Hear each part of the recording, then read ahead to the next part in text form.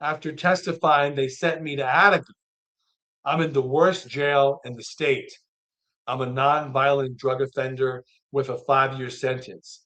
If they didn't take my case out, I might have would have been home already. Instead, my next door neighbor has 200 years to life. The next guy has 80 to life. I'm 8 hours away from my wife. They don't let me add numbers to my phone list. Again, this is from the Freelance News, JB Nicholas, who actually made an attempt to visit uh, Michael Peacock, but was denied. And actually, I'll show you a snippet. But I'll show you a snippet of what he reported from another article. I'm going to share this one instead. So here we have from JB Nicholas stating this.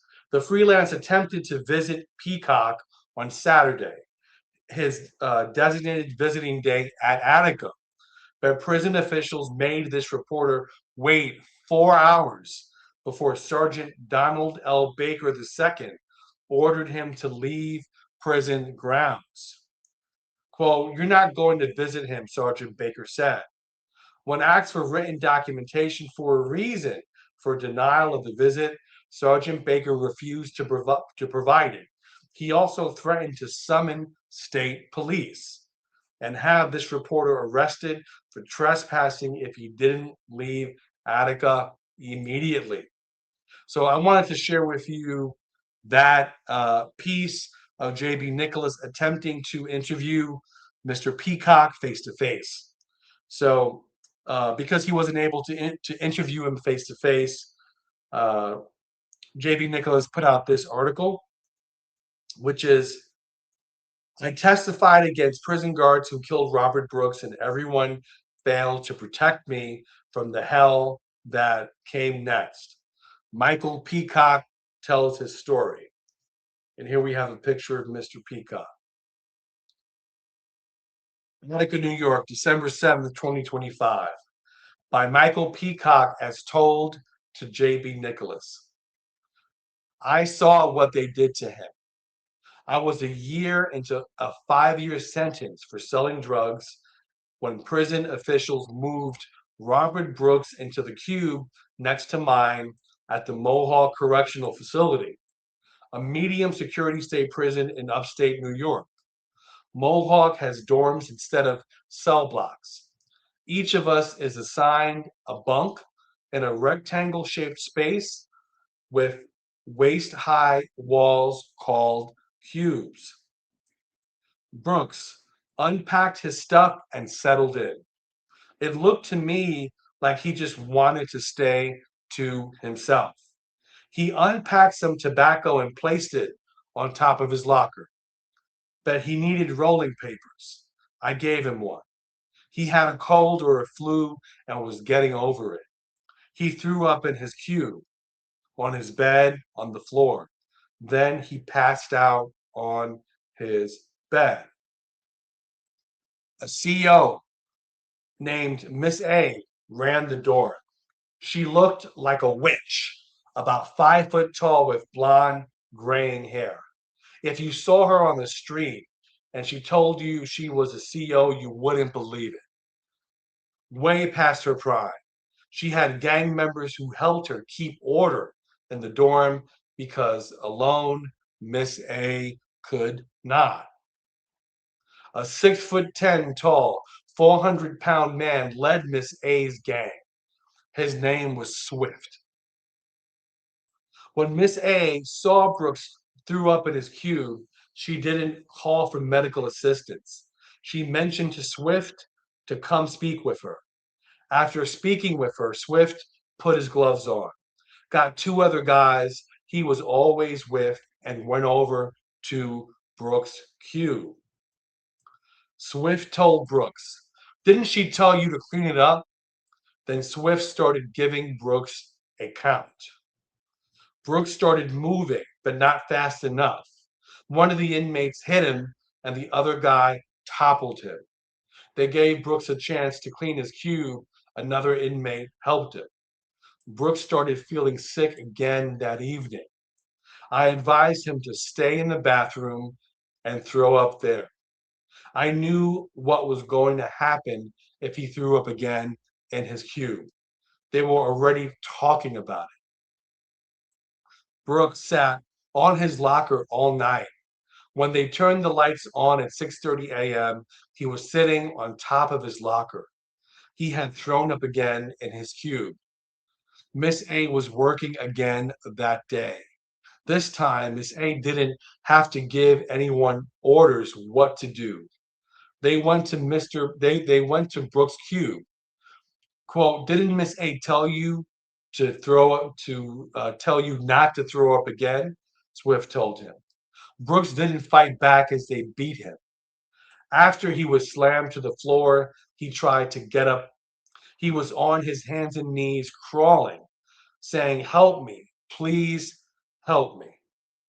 COs came and took Brooks away. I didn't see him again. A few days later, Miss A was working and she told us to look at the news. They sent Brooks to Marcy, another medium security prison close to Mohawk. COs at Marcy killed him. There was a body cam video of it. That was the news Miss A told us to look at. It really hurt me what happened to Brooks. I wanted his family to know what the fuck happened to him. So I told investigators what I saw. They kept asking me what I wanted. All I wanted was for his family and everyone else to know the truth. I never asked for anything in return. OSI asked me why I'm doing this.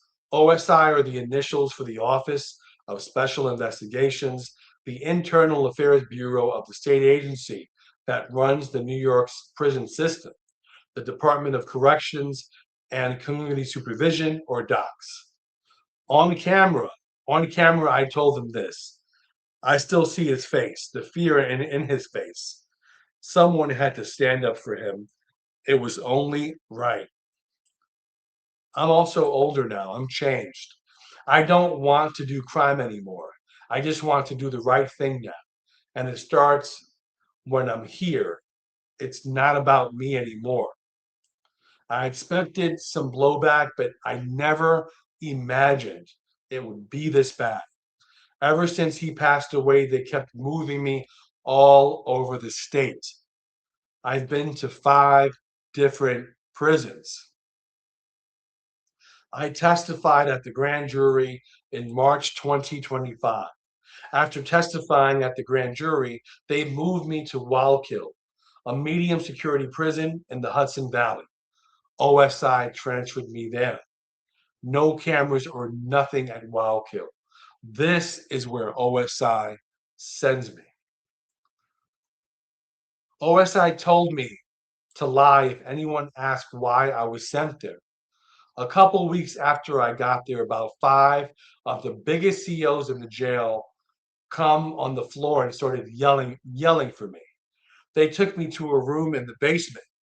There's a chair in the middle of the room. A sergeant and lieutenant were also there. The sergeant told me he called around and found out why I was there. The lieutenant said some inmates deserve to have what happened to Robert Brooks happen to them. They wanted to know what I testified against at the grand jury. I started to get scared. I told them I'd been on the phone with my mom and asked them to let me go back upstairs and finish the call with my mom before the phone shut off for the night. They let me go. Years before I got myself sent to prison, my aorta got torn in a car accident. I have to take blood thinners for the rest of my life. At Wallkill, they stopped giving me my meds. I asked the CEO working my dorm, Matthew L. Gallart, to call the nurse so I can get my meds. CEO Gallart refused. I asked him to call the sergeant. He told me, quote, get the fuck away from him. When I didn't, he just started spraying me with pepper spray. He grabbed me in a bear hug and slammed me face first into the ground. I woke up about 3 hours later. May 22nd, around midnight, this happened. 2 of my teeth were broken.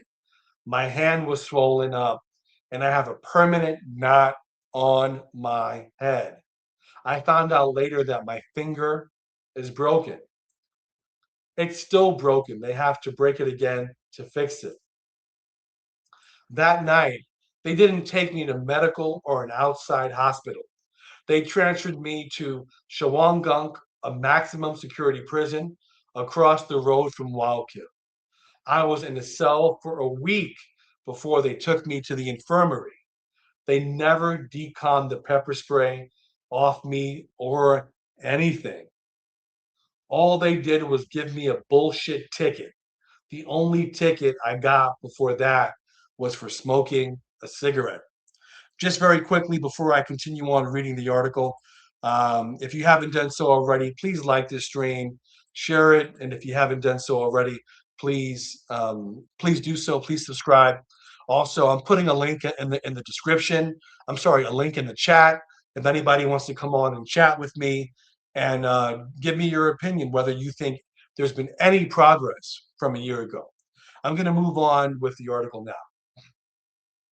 They accused me of Tier 3 assault on staff in the state prison system's Tier 3-tier disciplinary board. The most serious kind of disciplinary charges are called Tier 3s. They found me guilty and sentenced me to 8 months in the special housing unit with recommended 90 days loss of good time. Then they sent me upstate, a maximum security disciplinary prison near the Canadian border. I was at upstate for about 2 to 3 months. I appealed. Albany affirmed the assault charge, but gave me a time to cut 90 days. By that time, I already had 110 days in the bar, in the box. Before they gave me the bogus assault charge, I was approved for KSAT. KSAT is a residential 6-month drug treatment program that earns prisoners who successfully complete a work release. After the assault on staff charge, they revoked my KSAT approval. I should have been home by now on work release. After I got the time cut from Albany, they moved me from upstate to Clinton. Fitzpatrick, the prosecutor in the Brooks case, visited me at Clinton. It was shocking. Quote, "We'll move you down for court," he told me. You are going to be better moved to a better facility closer to home. Don't worry, everything is going to be good, Fitzpatrick said. I'm going to advocate for you. The trial started in October. They transferred me to Auburn, a maximum security prison near Utica, where the trial was held. They fucked that up too. I was in handcuffs almost 3 days straight from 6:30 a.m. to 7 p.m. I didn't testify until the last day. Even when I testified, they kept the handcuffs on. Fitzpatrick could have told them to take the handcuffs off or asked the judge to order them to uncuff me. All he did was tell them if you're comfortable, if it's all right with you to take the cuffs off. The first day they had COs take me from Auburn to the courthouse. These officers, when we got back to the jail, they started telling all the other officers at Auburn. The next day, they had OSI pick me up. After testifying, they sent me to Attica. I'm in the worst jail in the state. I'm a non-violent drug offender with a 5-year sentence. If they didn't take my KSAT, I might have would have been home already. Instead, my next door neighbor has 200 years to life. The next guy has 80 to life. I'm 8 hours away from my wife. They don't let me add numbers to my phone list. I go to the merit board in 2 years, but I can't take the programs I need to make it. I don't go anywhere. I don't do anything. When they found who I was in Attica, they put me in a cell at the front of the tier. No one has been in that cell for 2 years. For 2 years, it was empty. I don't know what was going to happen next. At this point, I'll be glad to wake up. Still, I want to finish what I started. If they need me to go to court, I will, just not handcuffed for 3 days like last time. If you found value in this video, please like the video, comment below. Don't forget to share the video. And if you feel that I've earned it, please subscribe to the channel. My goal is to give you honest and direct feedback and go deeper than what the mainstream media is telling you. Take care, God bless, and see you next time.